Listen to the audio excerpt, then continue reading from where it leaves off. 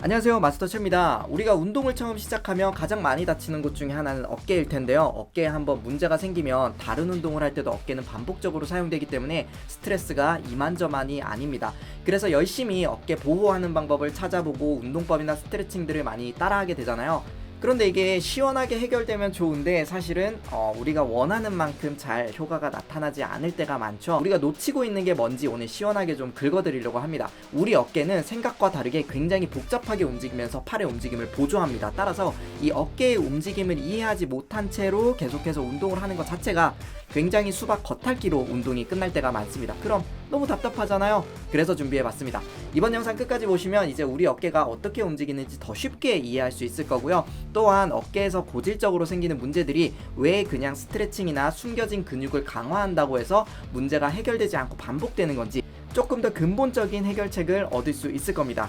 그것을 위해서 제가 딱 3개 챕터로 정리를 해왔습니다. 어깨는 어떤 방식으로 움직이는 건지, 그래서 우리가 어깨를 보호하려면 어떤 운동을 해야 되는 건지, 그리고 우리가 흔히 실수하는 실수가 뭔지 이 3가지를 차근차근 살펴보도록 하겠습니다. 가시죠.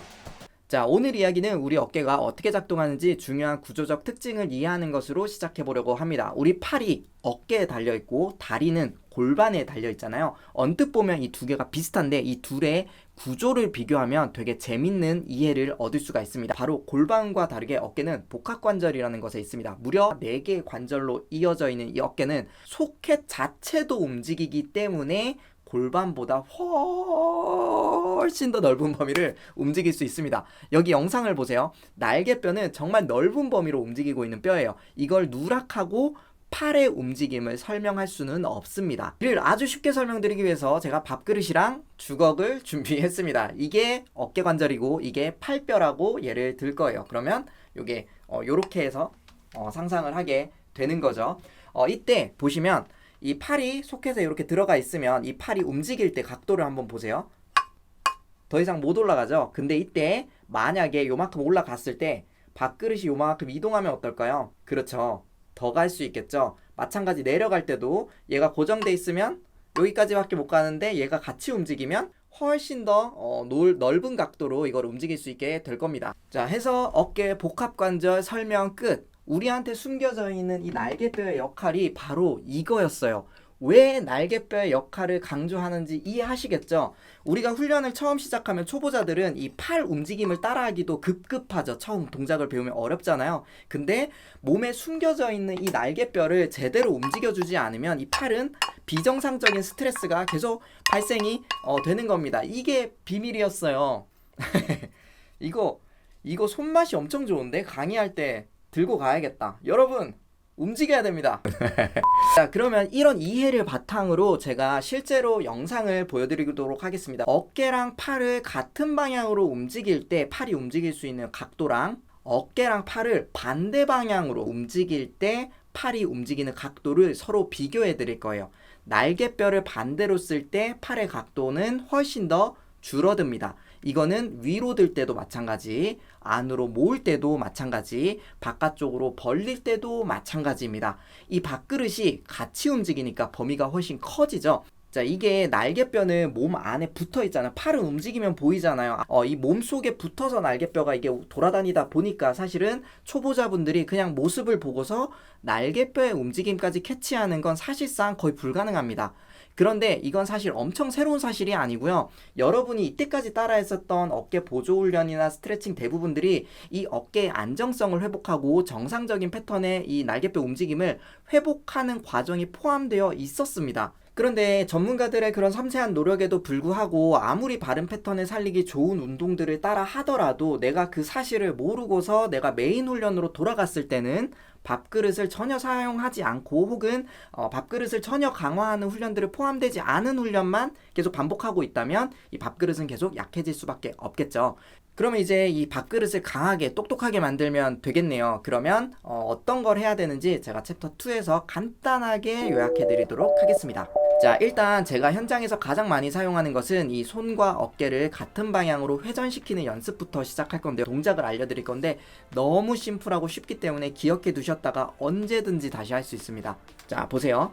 자, 손가락으로 맨 앞을 먼저 찝으신 다음에 날개뼈를 이제 같이 벌려줍니다. 그 다음에 손가락을 쭉 들어 올려주면서 날개뼈도 손가락 방향으로 같이 위로 쭉 밀어 올려줍니다. 그 다음 뒤쪽으로 돌아갈 때는 날개뼈가 뒤로 모이는 거에 집중해서 쭉 모아주고요. 그 다음에 손가락이 아래쪽으로 가면 날개뼈가 그만큼 아래로 내려올 수 있도록 의도적으로 날개뼈를 움직여주고, 다시 앞으로 올 때도 벌려주는 쪽으로 이렇게 만들어줍니다. 자, 이때 초보자분들은 좀 헷갈릴 수 있으니까 네 방향만 기억하세요. 위로 올릴 때는 어깨가 귀에 닿을 정도로 위로 쭉 올려보시고, 그 다음에 뒤로 넘어갈 때는 날개뼈 모으는 거에 집중을 해주시고, 아래로 내려갈 때는 날개뼈도 내려가야 되고요. 다시 앞으로 나갈 때는 날개뼈가 쭉 벌어지는 겁니다. 이렇게 해서 한번 따라해 보시면 훨씬 더 설명 듣는 것보다 훨씬 쉬울 거예요. 그러면 손을 따라서 날개뼈가 크게 한 바퀴를 돌게 되는 겁니다. 이렇게 해서 천천히 5바퀴를 뒤로 돌리고, 그 다음 천천히 다시 5바퀴를 앞으로 돌릴 건데, 해보시면은 근육들이 생각보다 이거 힘든데? 라는 생각이 들 거예요. 그만큼 우리 날개뼈가 그렇게 움직여 본 적이 없는 거라고 보시면 됩니다. 그냥 그 자리에 딱 붙어 있는 거죠. 이렇게만 운동을 하셔도 날개뼈가 평소에 써지지 않았던 넓은 구간을 운동하기 때문에 상당히 많은 문제들이 예방이 될 거고요. 자, 그럼 이게 왜 중요한지 어디서도 듣지 못했던 정말 중요한 설명을 챕터 3번에서 드리도록 하겠습니다. 우리가 자주 하는 실수 중에 뭐가 있냐면, 큰 근육을 기르는 운동과 이 안정화에 참여하는 작은 근육을 기르는 운동을 굳이 따로 분리하면서 많은 문제들을 키우게 됩니다. 예를 들어서 이런 거예요. 자신이 어마어마하게 큰 무게를 들면서 훈련을 하면서 안정화 근력을 강화할 때는 이렇게 작고 여린 작은 밴드 같은 걸 사용해서 운동을 하는 거예요. 근데 우리가 어깨 강화하는 훈련 찾아보면 다들 이렇게 뭐 약한 거, 그냥 물병 같은 거 들고 이렇게 가볍게 반복하거든요. 근데 이렇게 약한 걸 이용하는 대표적인 이유는 이미 다친 사람들이 어깨를 강화하기 위해서 약하게 만들어 놓으면서 이렇게 시작을 하는 거거든요. 그런데 우리는 선제적으로 부상을 예방하는 겁니다.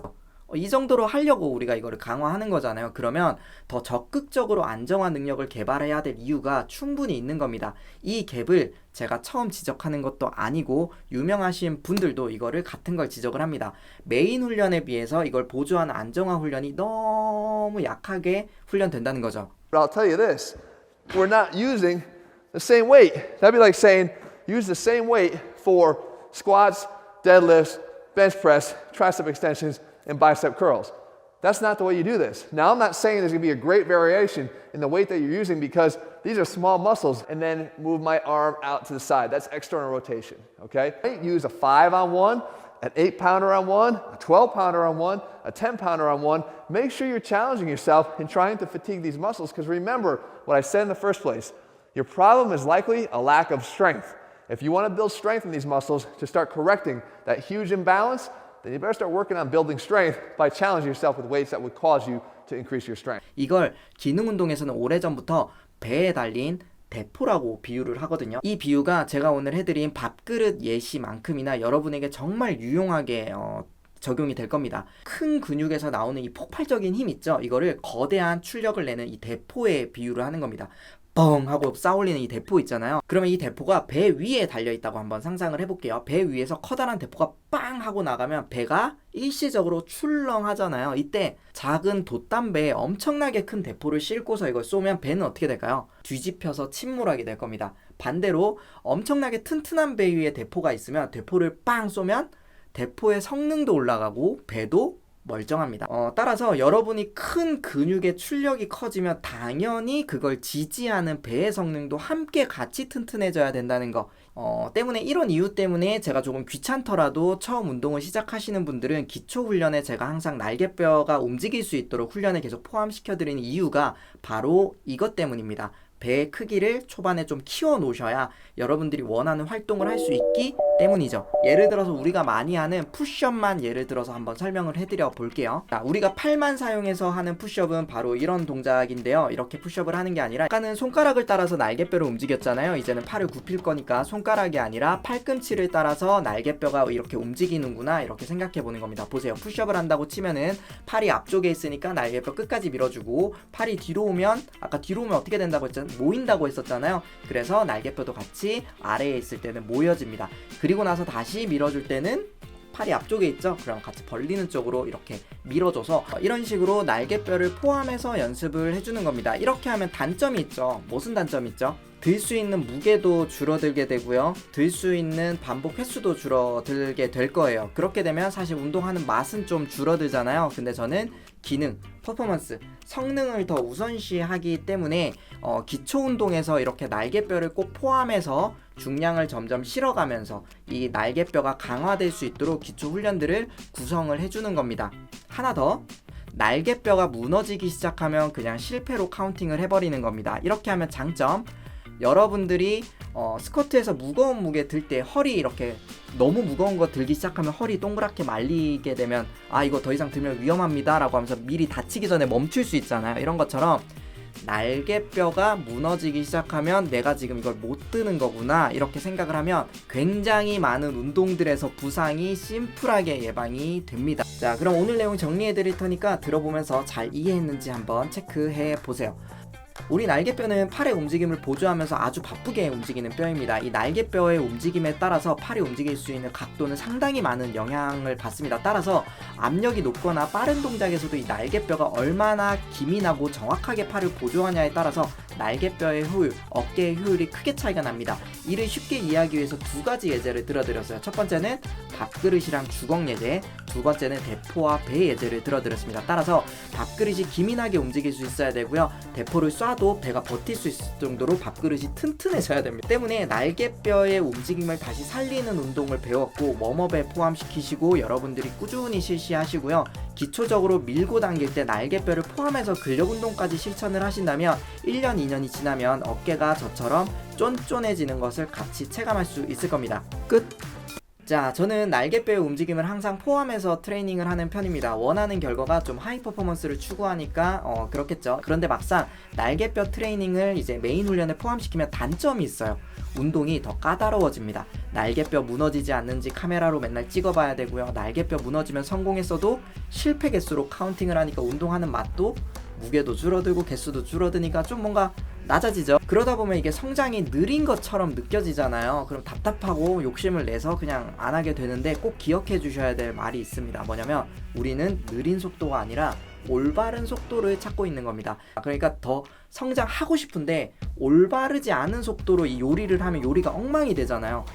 느린 속도가 아니라 올바른 속도를 찾고 있는 겁니다. 대부분 좋은 운동들이 초보자들이 욕심이 내면서 너무 일찍 너무 무거운 무게를 빨리 하려고 하다 다치는 거잖아요. 이거 대충 운동하는 거거든요. 그러니까 우리는 느리게 가는 게 아니라 하나하나 정성을 들여서 올바른 속도로 성장하려고 하는 겁니다. 이번 영상으로 이 복잡한 어깨가 쉽게 이해됐으면 좋겠습니다. 밥그릇이랑 주걱처럼요. 이번 영상도 도움되셨다면 좋아요와 구독 부탁드리고요. 알림 설정으로 다음 비법서도 놓치지 말고 꼭 시청하세요. 저는 여러분의 성장의 지름길을 터드릴 마스터 최하늘이었습니다. 감사합니다. So there you have it, guys. I hope you understand the rotator cuff a little bit more. Make sure that you go back and watch this a couple times because make sure you're aware of your own body, empower yourself with your education so that you know what you can do.